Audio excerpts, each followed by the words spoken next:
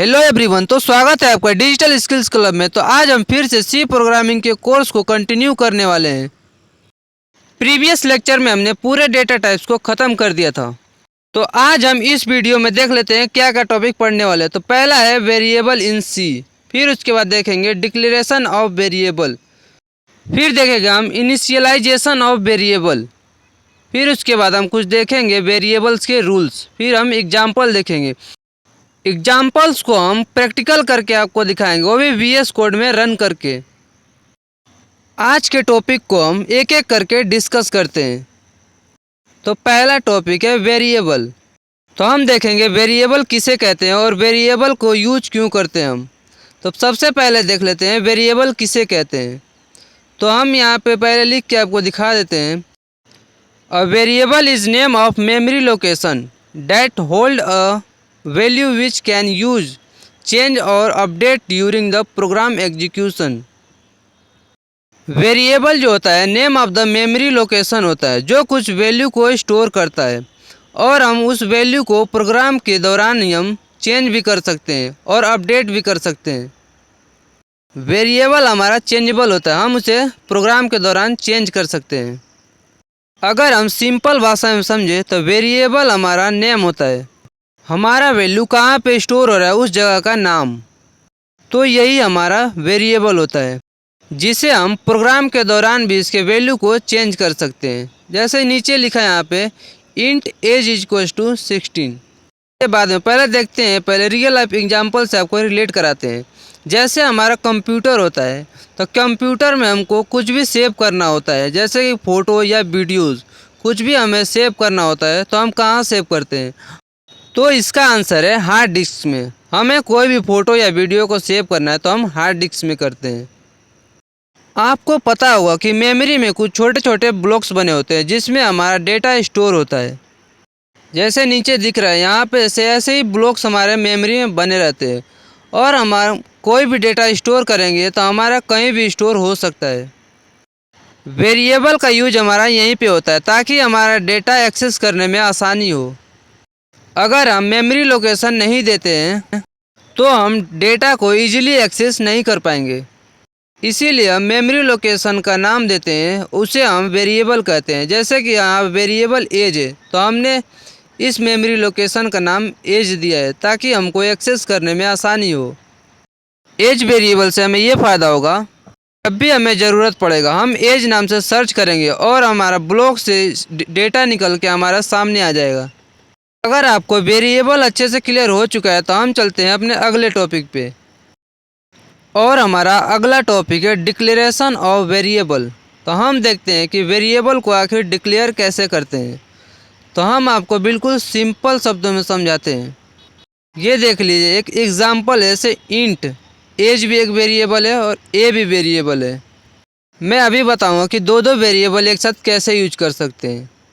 यहाँ पे आपको इंट जो दिख रहा है ये एक डेटा टाइप है। इंट क्यों है? क्योंकि हमें इंटीजर डेटा ही यूज़ करना है। तो हम यहाँ पे एज हमारा वेरिएबल है, एज भी हमारा वेरिएबल है और ए भी हमारा वेरिएबल है। वेरिएबल को डिक्लेयर करने के लिए हमें कुछ नहीं करना होता है, बस हमें डेटा टाइप लिखना होता है, फिर उसके बाद हमें बस वेरिएबल लिखना होता है। तो ऐसे हमारा डिक्लेरेशन हो जाता है। अब मैं बताने जा रहा हूँ कि मल्टीपल वेरिएबल को आप कैसे एक लाइन में यूज कर सकते हो, वो भी कॉमा लगा के। जैसे मान लीजिए ए और बी और सी सबका डेटा टाइप सेम है, तो हम उसे एक लाइन में लिख सकते हैं, वो भी कॉमा लगा के। हमारा कंपाइलर एरर नहीं बताएगा। लेकिन ध्यान रहे वेरिएबल का डेटा टाइप सेम होना चाहिए। अब हम देख लेते हैं इनिशियलाइजेशन कैसे कर सकते हैं हम। तो हम यहाँ पहले देखते हैं कैसे इनिशियलाइज कर सकते हैं। तो जैसे हमने वहाँ पे डेटा टाइप लिखा था, फिर उसके बाद एज लिखा था, लेकिन यहाँ पे इनिशियलाइज ऐसे होगा age is equals to 16। Age में हमारा 16 वैल्यू को स्टोर करना है डायरेक्ट, तो ऐसे हमारा इनिशियलाइज होता है। 16 को हमें एज में स्टोर करना है। इसे मैं प्रोग्राम में करके दिखाऊंगा तो आपको अच्छे से क्लियर होगा। अब हम वेरिएबल के कुछ रूल्स देख लेते हैं। हमने पिछले वीडियो में देखा था जो आइडेंटिफायर के रूल्स होते हैं वही हमारे वेरिएबल के रूल्स होते हैं। इसीलिए मैं सभी रूल्स को बस दिखा देता हूँ, आप बस समझ लीजिए। जैसे यहाँ पे वेरिएबल का नाम हमें बड़ा अल्फ़ाबेट में लिख सकते हैं, छोटा अल्फ़ाबेट में लिख सकते हैं, और नंबर्स भी हो सकता है और अंडरस्कोर भी हो सकता है। और हमारा सेकेंड रूल है, सेकेंड रूल देख लेते हैं। The first character must be letter. मतलब हम वेरिएबल जब बनाएंगे तो पहला हमारा अक्षर जो होता है लेटर या अंडरस्कोर ही हो सकता है, हम डिजिट से स्टार्ट नहीं कर सकते। बस सेकेंड रूल यही कहता है। देख लेते हैं कि हमारा वेरिएबल का थर्ड रूल कौन सा है। तो हम यहाँ पे देखेंगे they are the case sensitive. Variable जो है केस सेंसिटिव होता है। जैसे हम अगर ऐसे एज लिखे और छोटे में एज लिखे, दोनों एक अलग अलग चीज़ है, दोनों को हम सेम नहीं बोल सकते। हमारा फोर्थ रूल और लास्ट रूल है हमारा नो स्पेस और नो स्पेशल सिंबल।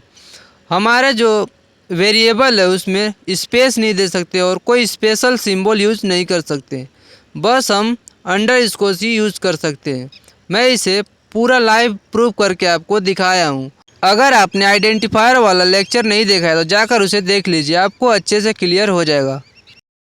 अब हम एक एग्जाम्पल देख लेते हैं और हम चलते हैं अपने VS कोड में। तो हम आ चुके हैं अपने VS कोड एडिटर में। तो यहाँ पे मैंने एक सिंपल सा कोड लिख के रखा है आपके लिए। हर एक लाइन को एक बार देख लेते हैं। हैज़ इंक्लूड studio.h, फिर इंट मेन, ये हमारा मेन फंक्शन होता है। फिर उसके बाद ओपन करली ब्रेसेस, ये हमारा मेन फंक्शन का पूरा कोड है। उसके बाद हमारा डिक्लेरेशन वाली लाइन है जिसमें हमने वेरिएबल को डिक्लेयर करा है।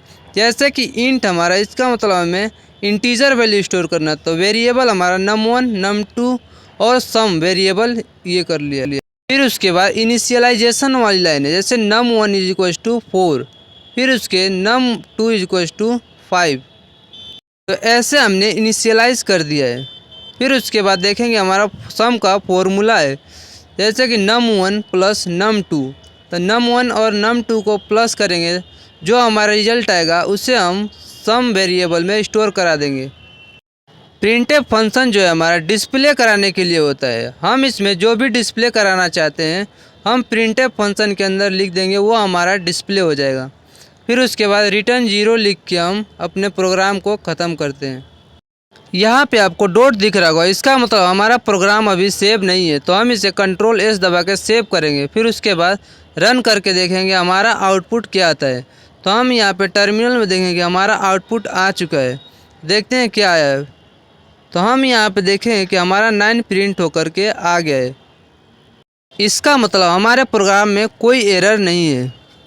कभी कभी हम लाइन को रिड्यूस करने के लिए डिक्लेरेशन और इनिशियलाइजेशन दोनों एक साथ साथ कर देते हैं, ताकि हमारा लाइन कम हो जाए, ताकि हमें समझने में आसानी हो। तो देख लीजिए, हम जहाँ पे डिक्लेयर कर दिए थे वहीं पे हम इनिशियलाइज कर चुके हैं।